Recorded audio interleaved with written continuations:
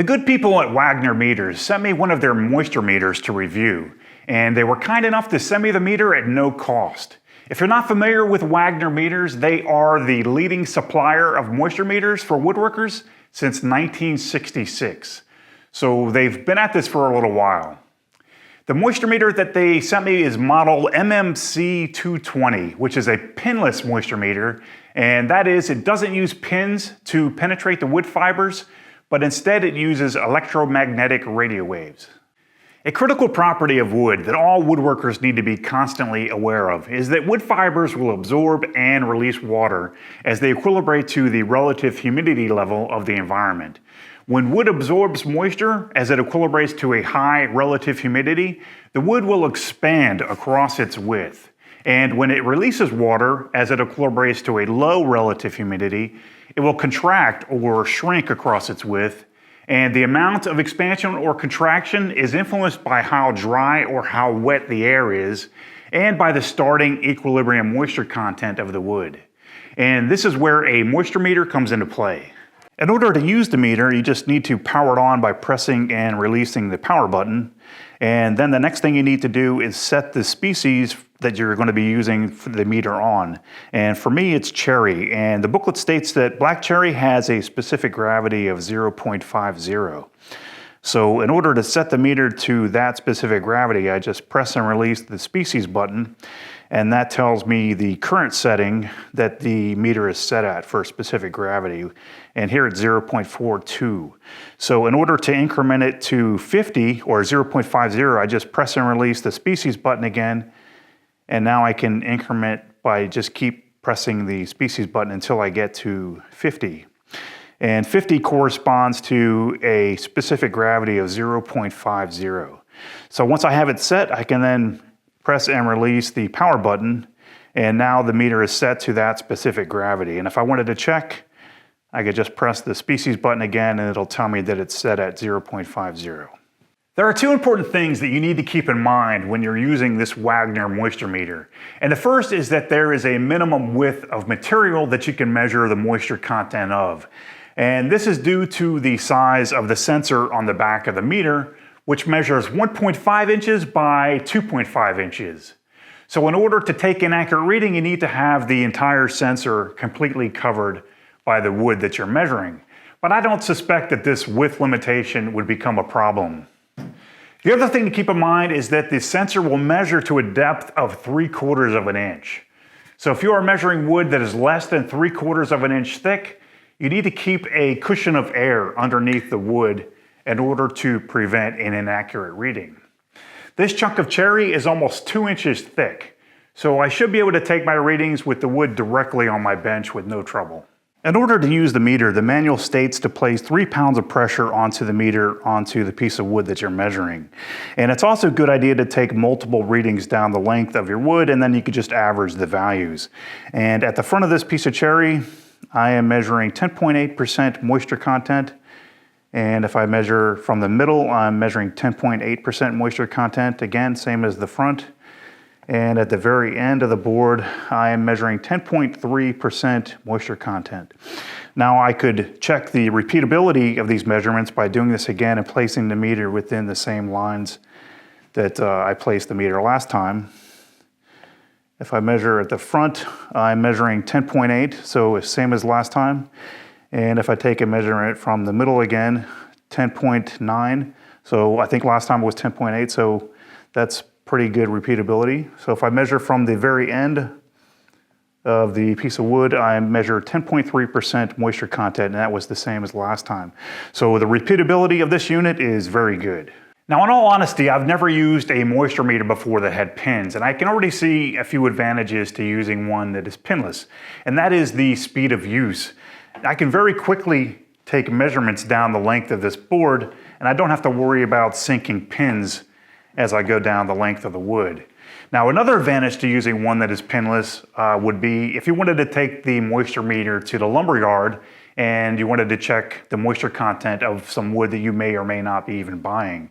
Now, the owners of the lumberyard might not be very happy with you sinking pins into their lumber that you might not even be buying. So that's where a pinless meter would really shine, because you're not disturbing the wood when you're taking your measurements. If you recall from the beginning of this video, when I was discussing how the equilibrium water content in wood can cause the wood to either expand or contract with changes in relative humidity, there are a couple of important areas where this is critical, and one of them is when making drawer fronts for a drawer opening in a table.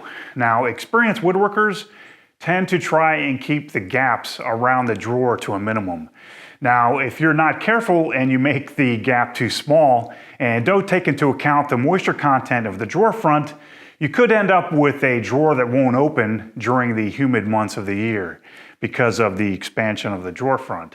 Now, another time that I can think of where knowing the moisture content of your lumber is important is when you're making a floating panel in a frame with grooves. Now, if you don't leave enough space in between the grooves and the panel for the panel to expand, you could end up with a frame that comes apart. When resawing for a panel to go into a frame and panel, and you're resawing material from a thick piece of stock, and let's say you wanted to make a panel that's a 1/4 inch or a 1/2 inch thick, to get a more accurate reading, you might want to take the moisture content reading with the meter on the stock before you resaw it. Because remember, this meter is going to penetrate 3/4 of an inch thick through the stock. So if you end up with a panel that's only a 1/2 inch or a 1/4 inch thick, you're not going to have enough material to really get a nice accurate reading. So you want to take your readings on the piece of stock before you resaw off the section. I'm going to show you an example of this. So this stock is 10.2% moisture content, or 10.3% moisture content. And let's line it up with my line so we can measure again later. 10.3. So if I resaw off this section now, say a 1/4 inch to a 1/2 inch thick, and take another reading, I'm not going to get close to 10.3%. Let's see what happens.